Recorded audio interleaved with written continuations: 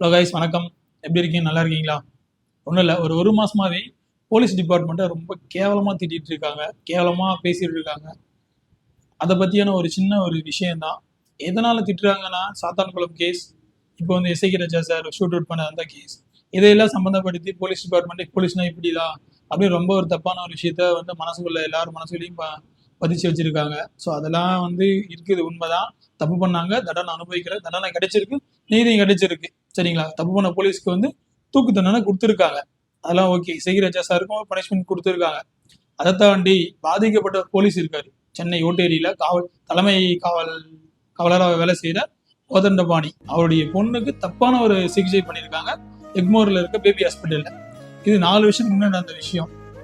இப்போ அவர் வந்து போராட்டம் பண்ணிட்டு 4 வருஷமா போராடிட்டு இருக்காரு. இதை பத்தி யாருமே நீங்க வந்து பேசல. தப்பு பண்ணவங்களை மட்டும் திட்டுறீங்க, போறீங்க வரீங்க, ஓகே ரைட். பாதிக்கப்பட்டிருக்காரு, அவரை பத்தியே நீங்க பேச மாட்டீங்க.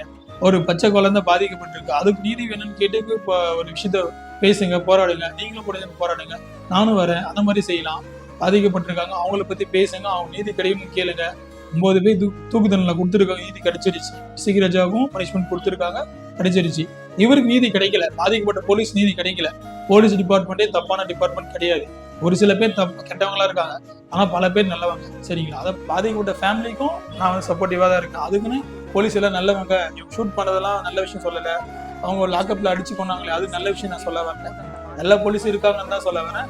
பாதிக்கப்பட்ட போலீஸுக்காக ஒரு சப்போர்ட்டிவா பேசணும்னு சொல்ல வரோம். நன்றி.